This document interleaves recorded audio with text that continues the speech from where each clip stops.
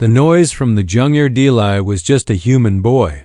He lived on the edge of a dusty colony, far from the busy cities of Earth. Most people ignored him. He was small, skinny, and always covered in dirt. He didn't talk much.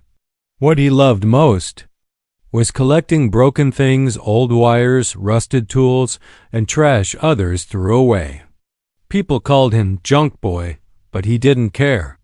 In his mind, every broken thing had a story.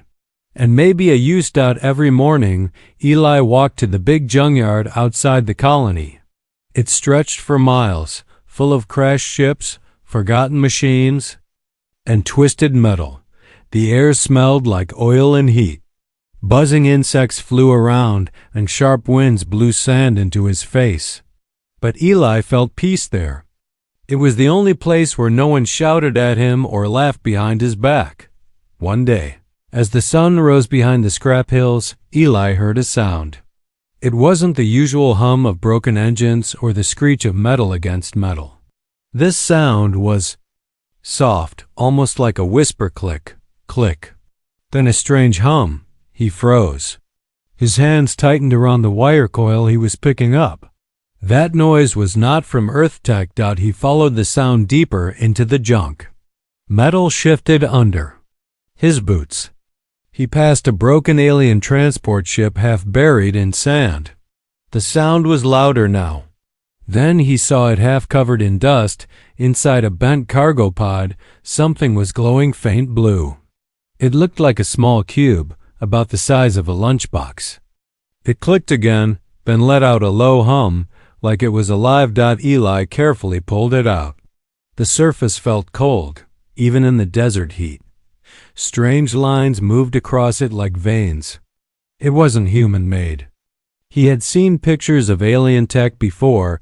This was definitely one of them. And it was still working. Somehow he carried it home, holding it close like a treasure. Back in his tiny shack, he cleaned it gently and placed it on his workbench. He tried to connect it to a power wire. Nothing. He added a copper coil. Still nothing. But when he placed a drop of water on top, the cube blinked twice, then spoke. The voice was quiet, and the words were broken. Help, village, starving, mountain, send, help. Eli sat still, eyes wide. A distress signal. He checked. The cube again. It was transmitting a weak signal pointing north toward the mountains, a place called Black Rock Range. No one went there anymore. There were rumors of strange creatures, bandits, even ghosts. But Eli didn't believe in ghosts. He believed in machines. That night, he couldn't sleep. He kept looking at the cube. Someone out there needed help. Starving. A village. He remembered what it felt like to be hungry. When he was younger, food was short in the colony. Some days he ate nothing. He remembered crying once, and no one came to help. So at sunrise, Eli packed a small bag of water, a few ration bars, some tools, and the cube. He left a note behind on his workbench, not that anyone would read it. Then he started walking toward the mountains. The land turned dry and rocky. Sharp stones cut his boots, but he kept walking. The sun burned his neck, and he drank slowly to save water. Hours passed. He climbed higher. Wind howled between the rocks. His legs ached, but he followed the signal. By afternoon, clouds covered the sky. The light from the cube got stronger. It guided him toward a cave. At the entrance, he heard something. Voice, very faint. He stepped closer and saw a shape curled up, shivering, skin dry and pale purple. It was a girl, an alien girl. She looked like she hadn't eaten in days. Her clothes were torn. Her arms were thin like sticks. But her eyes opened when she heard him. "Human," she whispered. "Please, don't go." Eli quickly gave her a ration bar and some water. She took it slowly, her hands shaking. Then she tried to speak again, her voice soft and heavy with pain. "My village, dying, no food, no water. You came?" Eli nodded. He didn't say much. He just opened his bag, took out a small blanket, and helped her sit up. The cube beeped once and grew silent. It had done its job. It brought him to her dot as the alien girl rested against the rock wall. Eli looked out over the mountain valley. Far in the distance, he saw small huts, smoke rising from a few fires. That must be the village. He didn't know how yet, but he was going to help them. With his hands, with his tools, and with trash dot, because even if the world had thrown him away, he believed broken things could still save lives. Asterisk the half-starved alien girl. The alien girl didn't move much. Her body was weak, almost too light when Eli helped her stand. Her skin had a bluish tone, dry and cracked from thirst. She looked like she hadn't eaten in many days. Her hair hung in tangled strands, and her clothes were nothing more than torn cloth barely hanging on her frame. She tried to speak, but her voice cracked after every few words. Still, she was alive. Eli gave her slow sips of water. She drank like someone afraid it would disappear. Then she chewed on a ration bar, staring at him between bites like she couldn't believe he was real. My name. Riva, she finally said. Eli nodded. He didn't ask questions. He just handed her another small piece of food and waited. She looked down at her hands, ashamed of how dirty and shaky they were. Thank you for coming, she said, her voice thin. No one else did. He pointed toward the valley behind her, the smoke rising in the distance. She nodded. Double quotes, yes, my people live there, but barely. No food left. Crops dead.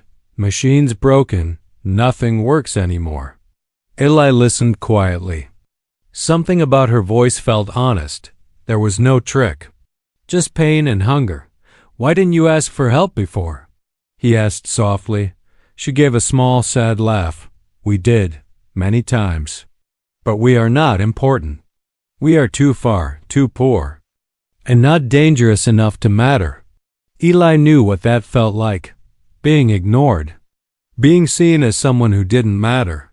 She tried to stand on her own but nearly fell. He caught her and helped her down the slope, one step at a time. Her feet dragged. The trip was slow, but Eli stayed patient. He didn't rush her. He just stayed by her side. After an hour, they reached the edge of her village. It was worse than he imagined. The huts were small and broken, patched with old cloth and rotting wood.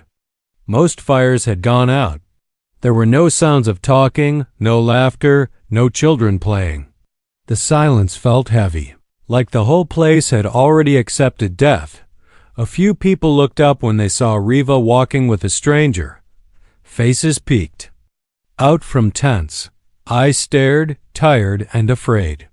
An old alien man limped forward, his back bent and skin sagging. He carried a wooden staff and wore beads that clinked softly as he moved. Riva, you came back, the elder said. She nodded weakly. This human boy helped me. I told him everything. The elder looked at Eli with surprise and then deep sadness. You should not have come here, boy. There is nothing left but dry soil and hungry bellies. No one saves places like ours. I didn't come to save anyone, Eli said. I came because I heard the call. The elder's eyes narrowed. The signal cube, you found it? Eli held up the small device.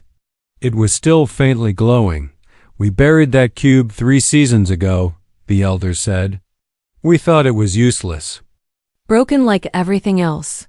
Eli looked around.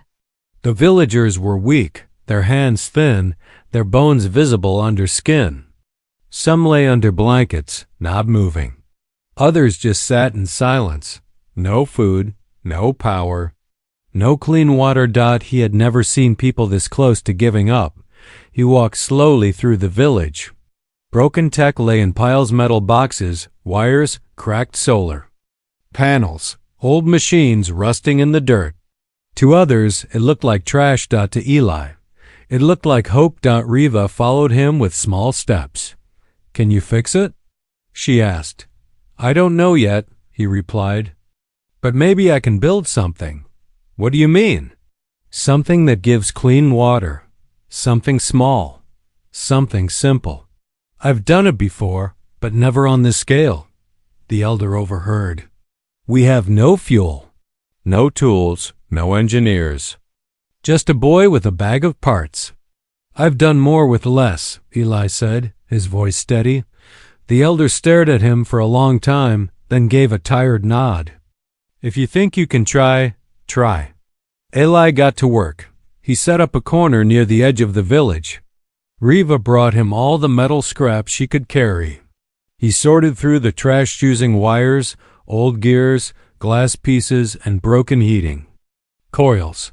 Some villagers watched him from a distance, unsure whether to laugh or cry. A few called him foolish. Others just waited.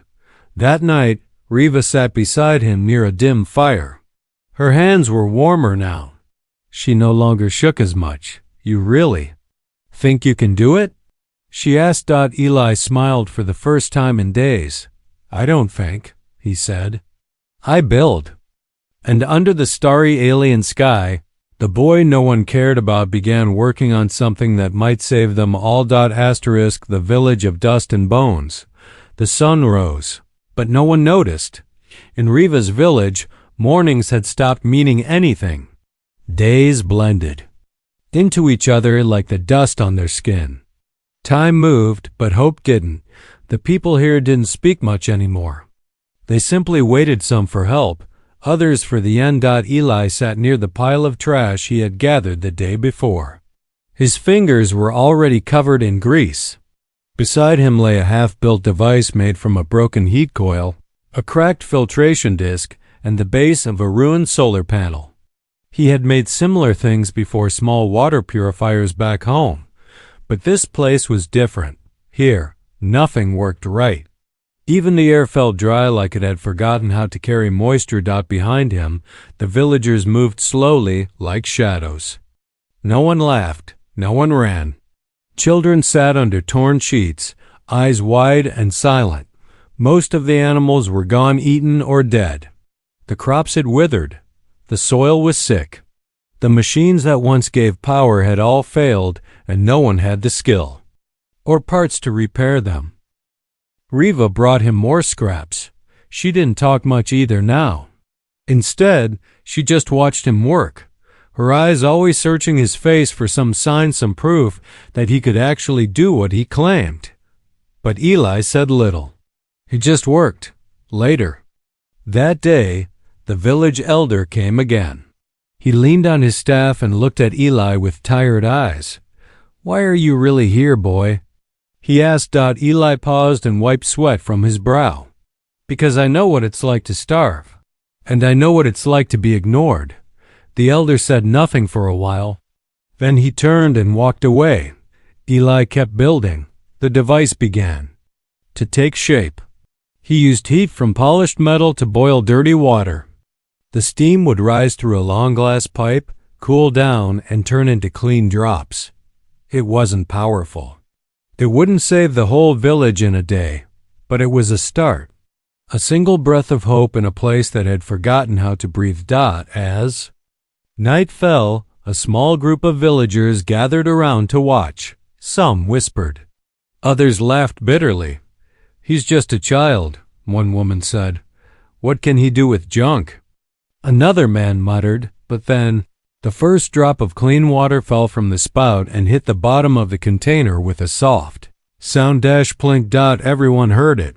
Riva looked at Eli. Her eyes were full of something strange and new. Belief. Eli didn't celebrate. He just adjusted a wire and added more fuel from melted plastic. The machine kept dripping. Slow. Steady. Clean. By morning, the village had a small pot of drinkable water. Not much, but more than they had in days. People lined up quietly, passing around small cups. No one pushed. No one complained. They just drank, but Eli wasn't smiling. He looked at the long lines and the tired faces. This won't be enough, he said. They need more than water. Riva sat beside him. Then What's next? Eli looked around at the mountains of trash, the piles of broken panels, the cracked farming tools lying forgotten in the dust. I'll use what they forgot, he said. Riva followed his gaze. You think all this trash can feed people? It's not trash, Eli replied. It's pieces. And I know how to put them together. She didn't fully understand yet, but she nodded anyway. And that was all he needed.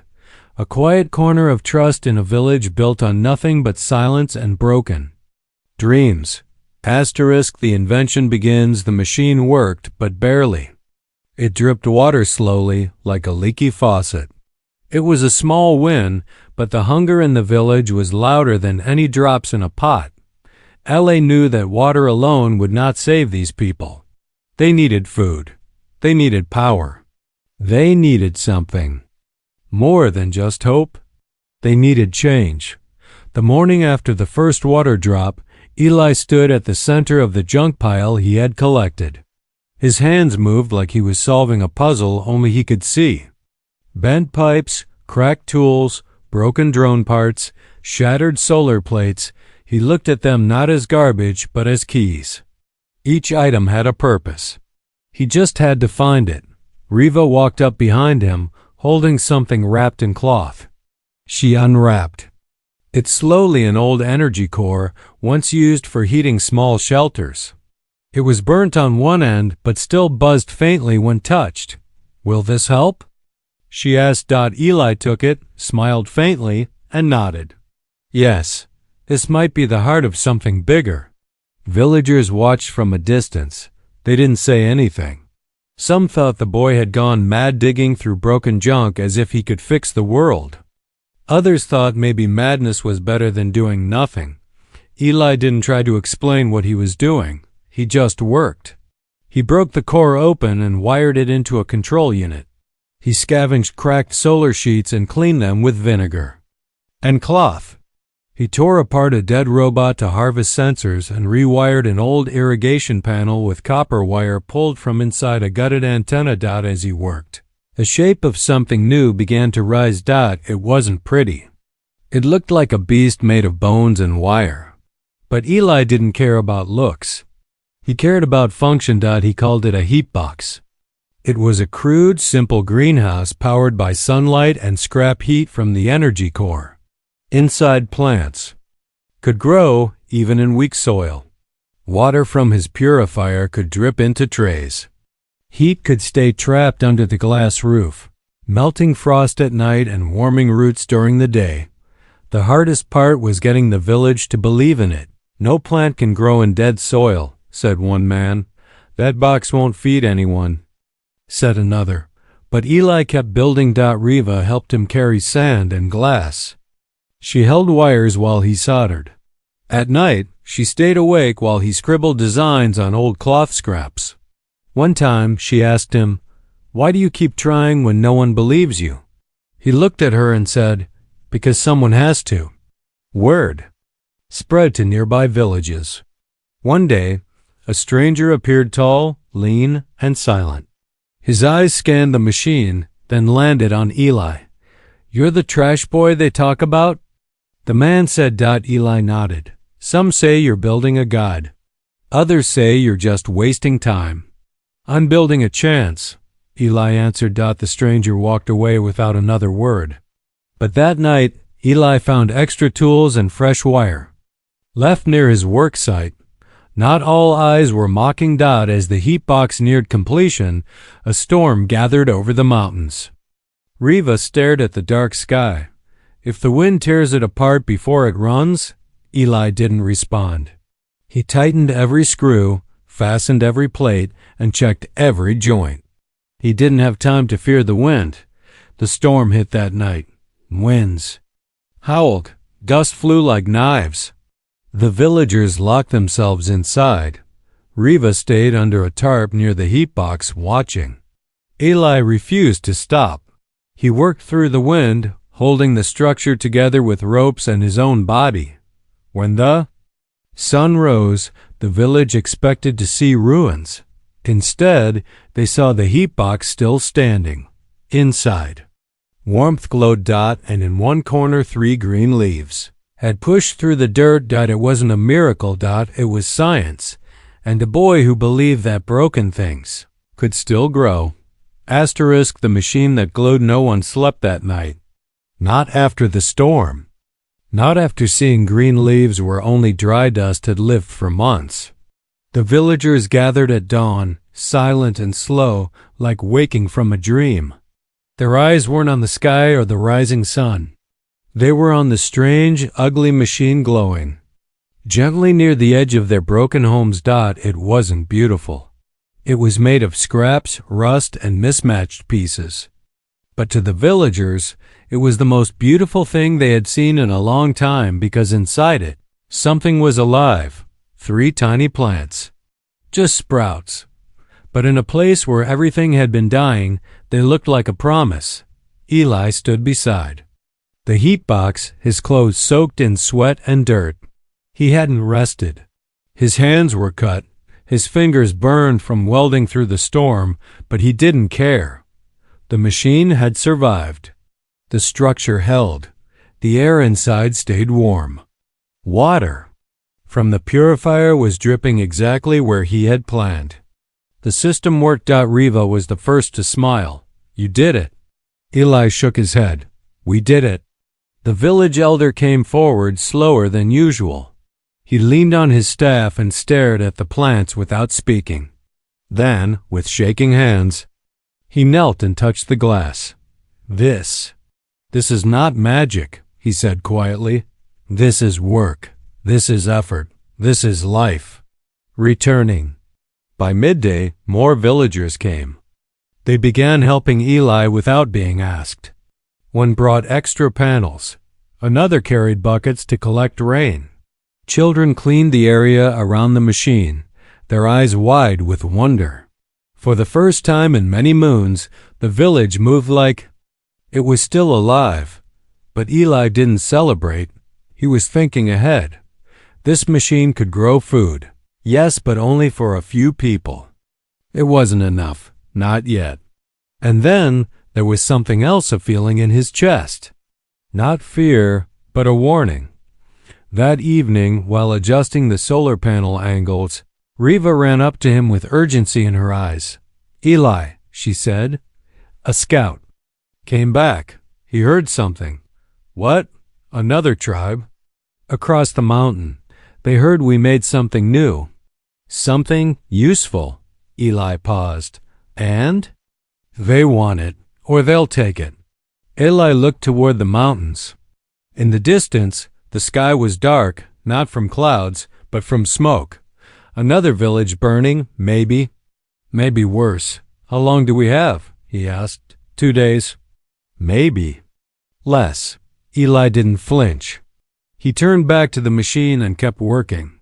If they come to destroy it, he said, we'll make another. If they steal it, we'll build 3 more. But we don't have enough, Riva whispered. Eli stopped and looked at her. We have scraps. We have brains. And now we have something stronger than all that. What? Belief. That night, the heat box glowed brighter. Not because of electricity, but because of the way people moved around it, fixing, adding, building. It wasn't just his machine anymore. It was theirs. And somewhere in the dark, another village was preparing to take it from them. But this time, Riva's people wouldn't just sit and wait. They would defend what had made them feel alive again, even if it was built from trash. Turning trash into hope, they came before dawn. 6 warriors from the rival tribe, standing just beyond the edge of the village. They didn't speak, they didn't smile, they just watched. Their armor was cracked, their weapons handmade, and their eyes cold. These were not people looking to learn. They were here to take, but they didn't move yet. Maybe they were waiting for more, or maybe they were trying to scare the villagers into surrender. Eli saw them first. He didn't panic. He simply looked at them and turned back to his work. The message was clear. I will not stop. Word spread fast. The villagers gathered quietly. Some wanted to hide the machine. Others said to take it apart before the invaders did. But Eli stood in front of them and shook his head. If we hide it, they'll just come back stronger. If we destroy it, we lose everything. If we fight with weapons, we lose more than we gain. So what do we do? The elder asked. Eli stepped aside and pointed to the heat box.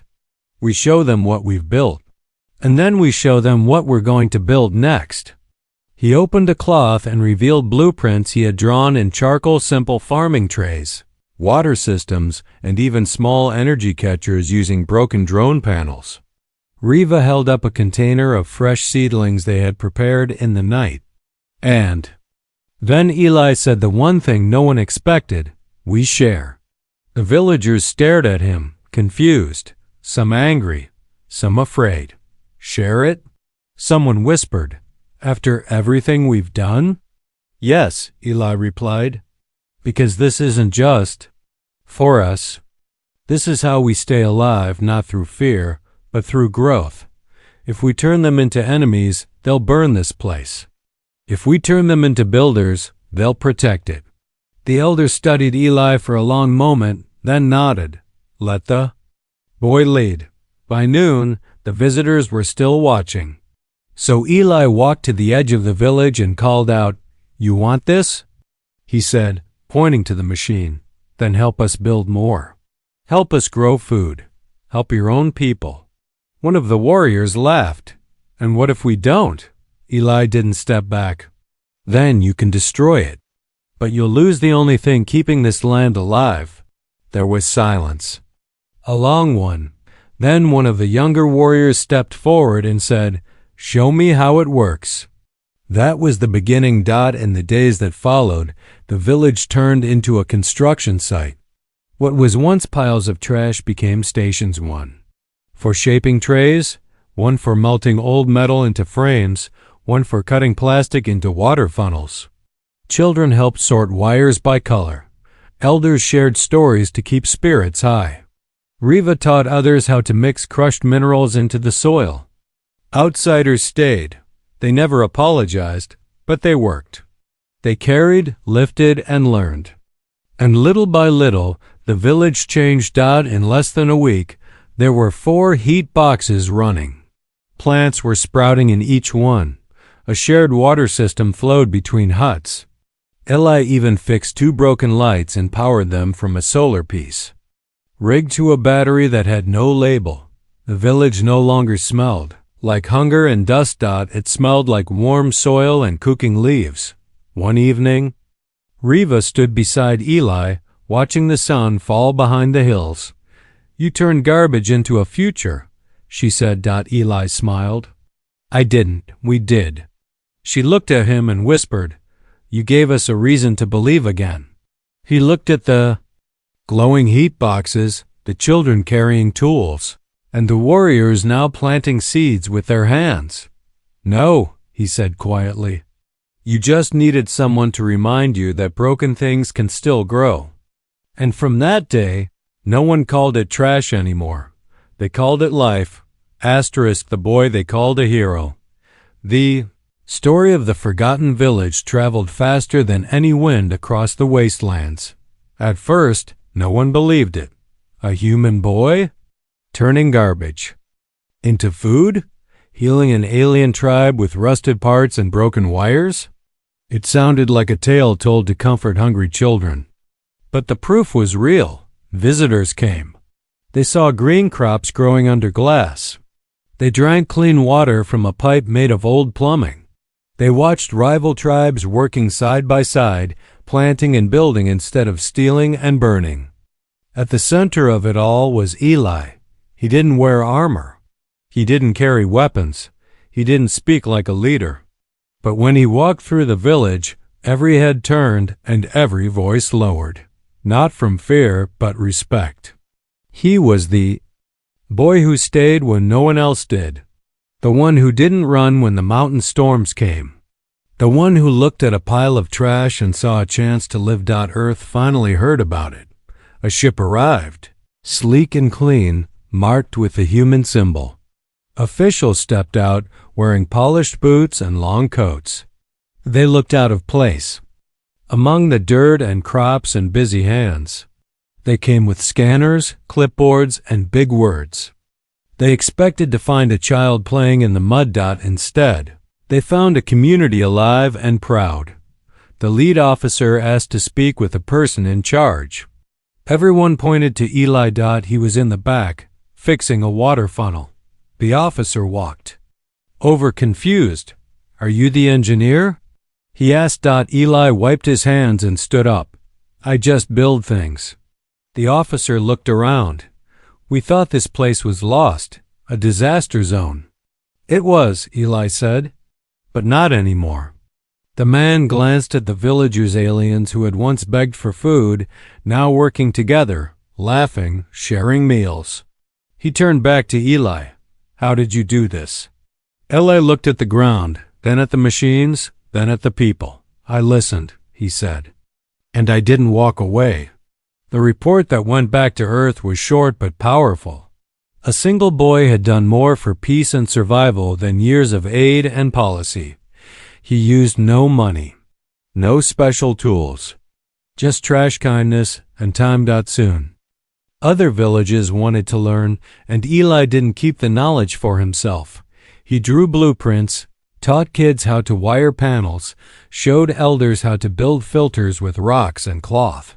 He traveled from one settlement to the next, carrying only a backpack full of wires, a notebook, and a bag of seeds. He never asked for payment.